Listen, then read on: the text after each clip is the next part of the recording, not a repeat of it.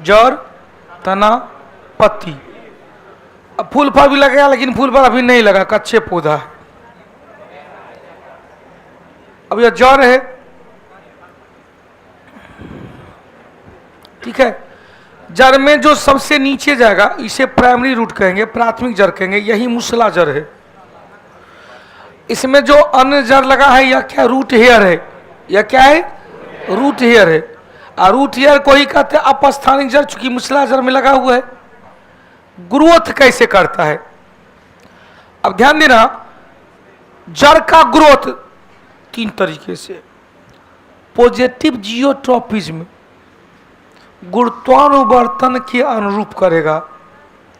क्या होगा, गुरुत्वानुवर्तन के अनुरूप करेगा। प्रकाशानुवर्तन के विपरीत करेगा, जिधर से प्रकाश आ रहा है उसके विपरीत जाएगा। और तीसरा, पॉजिटिव हाइड्रोस्कोपिक होगा, पानी फेंकेंगे ऊपर नीचे गिरेगा, पानी नीचे गिरेंगे तो यो नीचे जाएगा। तो जड़ का विकास जलानुवर्तन के अनुरूप, पॉजिटिव हाइड्रोस्कोपिक, गुरुत्वानुवर्तन के अनुरूप, पॉजिटिव जियोट्रॉपिज्म, और प्रकाशानुवर्तन के विपरीत निगेटिव फोटोट्रॉपिज्म होता है। किसका विकास, जड़ का। तना का अपोजिट हो जाएगा, तना का विकास प्रकाशानुवर्तन के अनुरूप पॉजिटिव फोटोट्रॉपिज्म, जलानुवर्तन के विपरीत, गुरुत्वानुवर्तन के विपरीत निगेटिव जियोट्रॉपिज्म और निगेटिव हाइड्रोस्कोपिक, लेकिन पॉजिटिव फोटोट्रॉपिज्म होता है। अब तो यहां तक यह निकल गया, जड़ का विकास हो रहा है। अब जड़ देख रहे हैं मिट्टी को हल्का करते हुए आगे बढ़ रहा है, यही है रूट कैप कहेंगे, रूट टिप कहेंगे, या जो मूल का, जड़ का जो मूल होता है, टिप होता है, कैप होता है, उसी के द्वारा वो अंदर जाता है, रूट कैप के द्वारा वो अंदर जाते रहता है। तो भाई एब्जॉर्प्शन कैसे करेगा, मिट्टी में नमी है, उस नमी को ऑस्मोसिस विधि से, परासरण विधि से, किस विधि से, परासरण विधि से, किस विधि से, परासरण विधि से रूट हेयर के द्वारा अवशोषित किया, और अवशोषित करके ये जो उत्तक है यह जाइलम है। क्या है भाई, जाइलम उत्तक के द्वारा कहां भेज दिया गया, पत्ती तक भेज दिया गया। ये जो है ये फ्लोएम उत्तक है, फ्लोएम उत्तक के द्वारा भोज पदार्थ को पूरे कोशिका में ले जाया गया। तो क्वेश्चन पूछेगा किस विधि से, एब्जॉर्प्शन विधि से, किस विधि से, परासरण विधि से। अब यहां से परासरण विधि से किसके द्वारा, रूट हेयर के द्वारा, किसके द्वारा। तो क्वेश्चन समझेगा कि जड़ अपने रूट हेयर के द्वारा परासरण विधि से मिट्टी की आर्द्रता को अवशोषित करके जाइलम उत्तक को दे देता है। और जाइलम उत्तक जड़ के द्वारा अवशोषित जल एवं खनिज लवण को कहां तक, पत्ती तक ले जाता है, जहां पर प्रकाश संश्लेषण की प्रक्रिया होती है, और प्रकाश संश्लेषण की प्रक्रिया के द्वारा तैयार भोजन होता है। उस भोजन को फ्लोएम उत्तक पूरे पौधा के विभिन्न भागों में भेजने का काम करता है। तो दोनों क्रिया हुआ, जाइलम उत्तक के द्वारा कच्चा माल, कच्चा भोज पदार्थ, फ्लोएम उत्तक के द्वारा पके हुए भोज पदार्थ, या पका हुआ भोज पदार्थ में कौन, ग्लूकोज। ग्लूकोज क्या है, कार्बनिक यौगिक है। क्वेश्चन घुमा देगा कि किस प्लांट उत्तक के द्वारा पेड़ पौधे में ऑर्गेनिक यौगिक का परिवहन किया जाता है, फ्लोएम उत्तक के द्वारा। किसमें, फ्लोएम, किस उत्तक के द्वारा जल का परिवहन किया जाता है, तो जौ से जल, जौ से जाइलम, जौ से जल, अब भोजन या ग्लूकोज या कार्बनिक यौगिक होगा फ्लोएम, कार्बनिक यौगिक फ्लोएम। जल का ट्रांसपोर्टेशन किसके द्वारा, किसके द्वारा, जाइलम के द्वारा। पका हुआ भोज पदार्थ का, अब कच्चा भोज पदार्थ का, या जाइलम फ्लोएम है क्या, उत्तक से काम नहीं चलेगा। जटिल अस्थाई उत्तक है। उत्तक तो अभी कोई नहीं पढ़ा था, ऊपर है, लेकिन अभी आपका क्लास चल रहा है, सरल है कि अस्थाई है कि जटिल है कि विभज्योत्तक है, तो क्लियर करना पड़ेगा ना। जाइलम फ्लोएम क्या है, जटिल अस्थायी उत्तक। पेरेन्काइमा, कोलेनकाइमा, एस्क्लेरेन्काइमा क्या है? सरल अस्थायी उत्तक है। क्वेश्चन पूछेगा कि बीजोत्तक उत्तक में कितना था? 3 था। कौन कौन? क्वेश्चन पढ़ा था लेटरल वाला एपिकल, दूसरा लेटरल और तीसरा इंटर कैलरी। इंटर, इतना क्लियर हो गया। अब यहां से जब हम लोग चर्चा करेंगे, मॉडिफिकेशन कर देंगे। यह गाजर है, मुसला जड़, टेप रूट, यह क्या अपस्थानिक जड़ है। जितने भी ग्रेमनी कुल का, घास कुल का पौधा है, सब में इसी प्रकार का जड़ पाया जाए। यह कैसा जड़ है? अपस्थानिक जड़ है। कैसा जड़? उसी तरह से पत्ती में जो तना है, यही तना में नोड दिख रहा है, यहां पर दिख रहा था। यहां पर एक नोड से दूसरे नोड के बीच की दूरी इंटर, तो नोड इंटर नोड किस प्रकार का उत्तक? Inter calorie. Inter calorie meristematic tissue है। उसके बाद इसमें भी अब यहां तना में देखो जाइलम और फुलेम अपना काम कर रहा है। यह पानी का ले जा रहा है, जाइलम है, यह भोज पदार्थ को ला रहा है कौन? तो जाइलम पराशरण विधि से जल को कहां तक? पत्ती तक। फ्लोएम भोज पदार्थ को पूरे पौधा में ले जाएगा। तो क्वेश्चन, यही कैम्बियम उत्तक बताई थे। कैम्बियम उत्तक का निर्माण में कौन सा टिश्यू? तो हमने कहा कैम्बियम उत्तक, जिसके द्वारा रॉबर्ट हुक ने कोशिका की खोज किया था। तो किस प्रकार का? क्वेश्चन पूछेगा विभुजोत्तक उत्तक का ही उदाहरण है। अब आइए क्वेश्चन, पत्ती आता है, तो पत्ती या सिंपल लीफ है। सिंपल लीफ किसे कहते? जिसमें लीफ ब्लेड कटा फटा न हो, और जिसमें लीफ ब्लेड कटा फटा हो या कटा पूर्ण हो या तोड़ा हो, उसे क्या कहेंगे? संयुक्त पत्ती कहेंगे। जैसे भाई अब यहां पत्ती में देखो, यह जाइलम उत्तक है।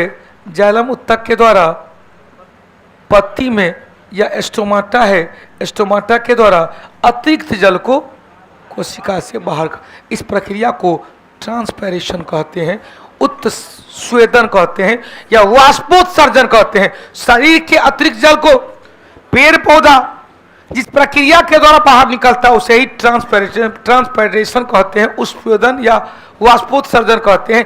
जिस अंग के द्वारा निकलता है उसे ही एस्टोमाटा कहते हैं। हिंदी में कहते हैं रंध्र। क्या कहते हैं? रंध्र, छिद्र। इस रंध्र के द्वारा 3 गो काम किया जाता है। इस रंध्र के द्वारा पहला, शरीर के अतिरिक्त जल को बाहर निकाला गया, एक काम। दूसरा, श्वसन के लिए वायुमंडल से ऑक्सीजन लिया गया, कार्बन डाइऑक्साइड छोड़ा गया। तीसरा, प्रकाश संश्लेषण के लिए कार्बन डाइऑक्साइड के लिया गया, ऑक्सीजन। तो किस अंग से? एस्टोमाटा से। किस अंग से? हिंदी में रंध्र से। रंध्र का खुलना और बंद होना पोटासियम का आयन निर्धारित करता है।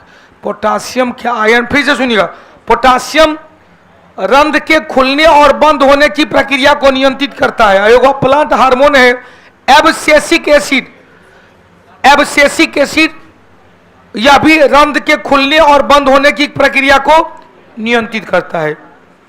पोटासियम आयन हमारे दिल की धड़कन को भी नियंत्रित करता है। दिल की धड़कन को नियंत्रित कौन किया? रंध्र को खुलने और बंद होने की नियंत्रण कौन किया? Potassium ion. और कौन सा hormone? Abscisic acid. Abscisic acid hormone को प्लांट ग्रोथ इनहिबिटर हार्मोन कहा जाता है।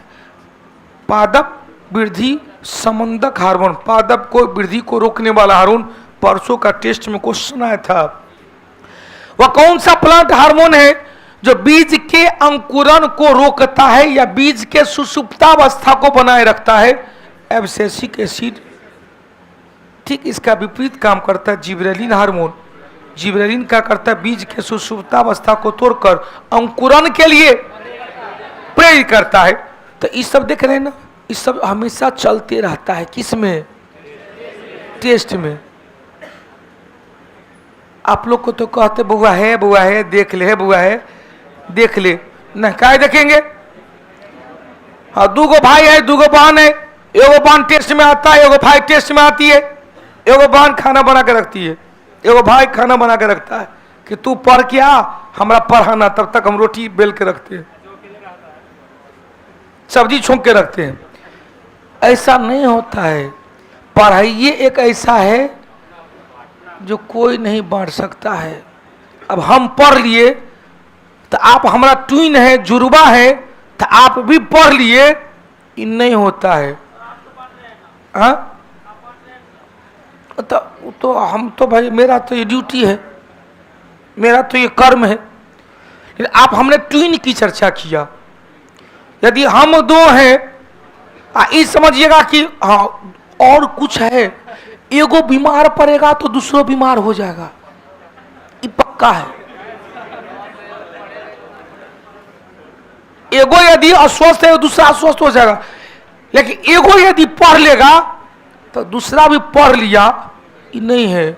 विद्या ददाति विनियम, विनिया ददाति पात्रताम, पात्रता धनमापनोति, धना धर्म तथा सुखम। मतलब जो विद्या है ना, विनय देती है, हम लोग को आदर बनाती है, हम लोग को संस्कार देती है। देखिएगा, जहां पर शिक्षा नहीं है वहां पर पशुत्व का भाव है, कोई संस्कार है नहीं। अब यहां कही है, यहां नहीं कहेगा जो मूर्ख है वो पशु का बोध है, उसमें भी कुछ शिक्षा है। मूर्ख भी है, एबीसीडी का ज्ञान नहीं है, फोन पे हेलो हेलो ये अंग्रेजी में बात करता है। मूर्ख भी है, एबीसीडी औटा छाप है, स्कूल का विद्यालय नहीं कहता है, स्कूल कहता है। रोड को सड़क नहीं कहता, रोड कहता है। श्रमिक नहीं कहता, लेबर कहता है।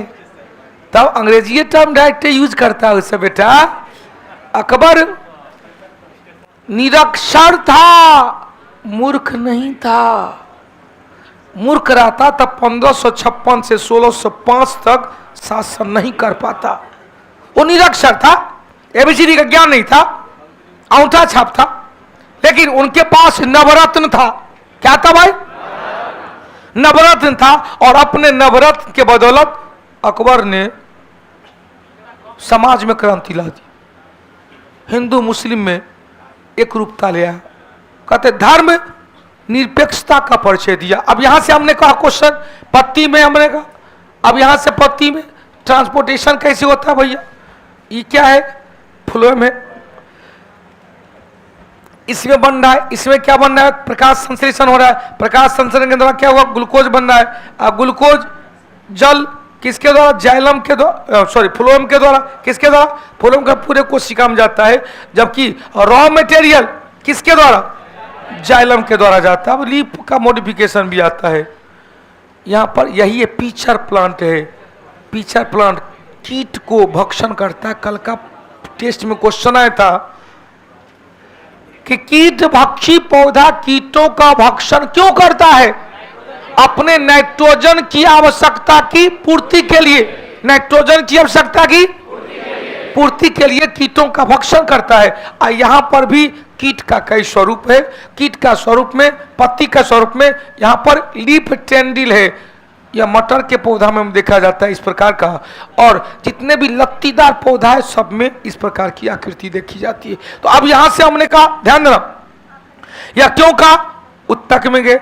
उत्तक में कौन सा उत्तक है? तो भाई जाइलम और फ्लोएम। क्या है? जटिल, अस्थाई, तीनों के बारे में कल कुछ नहीं लिखे थे। एक एक लाइन जल्दी लिख लें। मृदु उत्तक,